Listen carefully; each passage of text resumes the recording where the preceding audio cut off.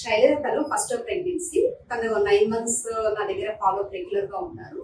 అంటే normal delivery అని చెప్పి ముందు నుంచి చాలా భయపడ్డారు. ఫస్ట్ నుంచి ఏంటంటే తనకి ఎంకరేజ్మెంట్ ఇచ్చుకుంటూ రెగ్యులర్ గా ఎక్సర్సైజ్ చేస్తే నార్మల్ డెలివరీకి ఎట్లా ఉంది, యాంటీనేటల్ ఎక్సర్సైజ్, డెలివరీ తర్వాత ఎట్లా ఉంటుంది అవన్నీ వాళ్ళకి ఎక్స్ప్లెయిన్ చేసిన తర్వాత తను నార్మల్ డెలివరీకి రెడీ అయ్యింది.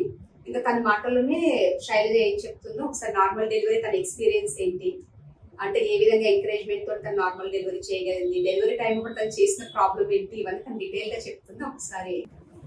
నా పేరు శైలజ, నేను కామారెడ్డి నుంచి వచ్చాను. ఇక్కడ మీ డాక్టర్ హేమ మేడం గారు మంచిగా చూసాను తెలుసుకొని ఇక్కడ అవని హాస్పిటల్కి వచ్చాను.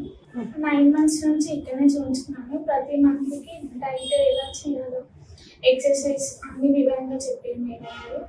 నిన్న నైట్ పెయిన్స్ రావడంతో ఇక్కడ అడ్మిట్ అయ్యాను. మేడం ప్రోత్సాహంతో, మేడం ఎంకరేజ్మెంట్తో ఈరోజు మార్నింగ్ నార్మల్ డెలివరీ అయ్యాను. మేడం చెప్పినట్టు పెయిన్స్ కరెక్ట్గా వచ్చాయి. బేబీ వెయిట్ వచ్చేసి 3.2 వచ్చింది. డెలివరీ అయిన తర్వాత నార్మల్ డెలివరీ అయ్యాక పాపను చూసాక పడ్డ కష్టం మొత్తం మర్చిపోయాను.